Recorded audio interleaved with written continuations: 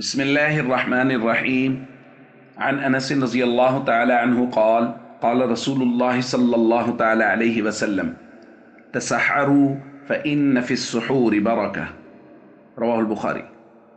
नबी करीम सल्लल्लाहु अलैहि वसल्लम ने इरशाद फरमाया, सहरी खाओ कि सहरी में बरकत होती है। दोस्तों, रमज़ानुल मुबारक रहमतों और बरकतों से भरपूर महीना है कि अल्लाह ताला की रहमतें हर वक्त नाजिल हो रही हैं। नबी करीम सल्लल्लाहु अलैहि वसल्लम ने सहरी खाने वालों के मुतालिक फरमाया, इन्नल्लाह व मलाइकतहु युसल्लूना अलल मुतसहिरीन। अल्लाह और उसके फरिश्ते सहरी खाने वालों पर रहमतें नाजिल फरमाते हैं। और एक रिवायत में फरमाया, तसहरु फ़इन्नहु मुबारक, सहरी खाया करो कि ये बरकत वाला खाना होता है। दोस्तों, देखिए कैसे अल्लाह रब्बुल इज़्ज़त रहमतें नाजिल फरमा रहे हैं। और देखें सहरी हम क्यों खा रहे हैं, अपनी ज़रूरत के लिए कि दिन भर भूख प्यास बर्दाश्त करनी है, उसके लिए ताकत आ जाए। तो अपनी ज़रूरत पूरी करने के लिए जो काम कर रहे हैं उस पर भी अल्लाह रब्बुल इज़्ज़त रहमतें नाजिल फरमा रहे हैं।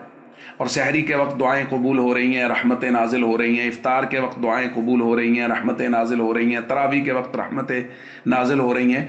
तो ये रहमतों का महीना है, बरकतों का महीना है।